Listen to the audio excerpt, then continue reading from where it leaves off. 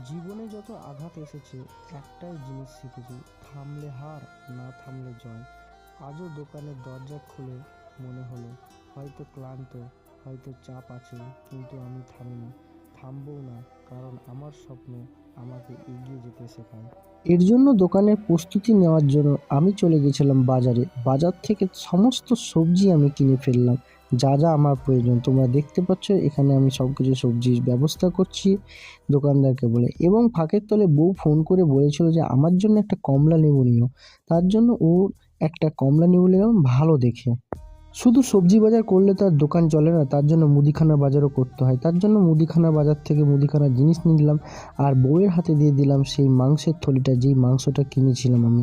এইদিকে বউ রসুন ছাড়িয়ে রেখেছে দোকানে তড়কা করার জন্য, আর আমি এদিকে লঙ্কা এবং যে সমস্ত আইটেমগুলো লাগে একটা তড়কা করতে গেলে সমস্ত আইটেম আমি কাটার প্রস্তুতি নিয়ে নিয়েছিলাম। ফাঁকের তলে একটা ডেলিভারি আইটেম এসেছিলো, যেটা তোমাদেরকে দেখালাম, পারলে আমি শেষের অপশানে তোমাদেরকে দিয়ে দেবো জিনিসটা কী এসেছে।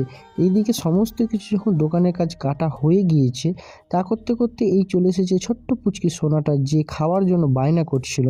আজকে কোনো জায়গায় আমি আর দাঁড়ালাম না, কোনো ওয়েট করলাম না, কারণ গতকালকে বউ আমাকে খুব বকেছিল, যেহেতু অনেক লেট হয়েছিল সব কিছু বাজার করতে। তাই আজকে ঠিক 2টোর মধ্যে দোকানটা খুলে ফেলেছিলাম। আর এই দোকান খুলে তাড়াতাড়ি খোলার জন্য খুশিতে আমি একটা কোল্ড ড্রিঙ্কস খেয়ে নিয়েছিলাম, যেটা খুব ঠান্ডার দিনে হয়তো খাওয়া উচিত নয়, তবেও আমি খেলাম, কারণ আমার জানি না কেন ইচ্ছা করলো আজকে একটু কোল্ড ড্রিঙ্কস খেতে।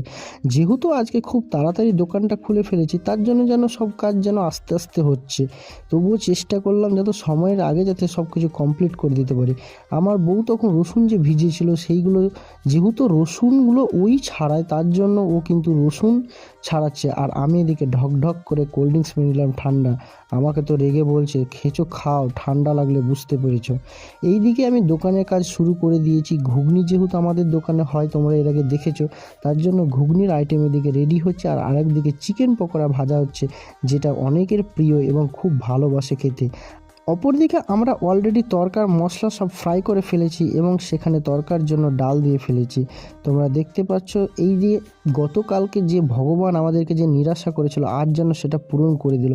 ঠিক সন্ধে লাগতে না লাগতে 2টো ছোট্ট বাচ্চা কাস্টমার আমাকে এসে বলছে যে দাদা, 2টো চিকেন পকোড়া হবে, শুনলাম তোমার চিকেন পকোড়া খেতে নাকি খুব সুন্দর। আমাকে একজন পাঠালো, তো আমি ওদের দুজনকে চিকেন পকোড়া 2টো দিলাম। আর ফাঁকের তলে আস্তে আস্তে যেন সমস্ত গ্রাহকরা যেন আমাদের দোকানের দিকে ছুটে আসছে, এবং একে একে রোল, চাউমিন, এদিকে তড়কা হতে লেগেছে। সব যেন আস্তে আস্তে, মানে আমি দিতে পারলেই যেন বাঁচি, এতটাই ভিড় লেগে গেছিলো। তোমরা হয়তো দেখতে পাচ্ছ না, কিন্তু বেশিরভাগ আমার কিন্তু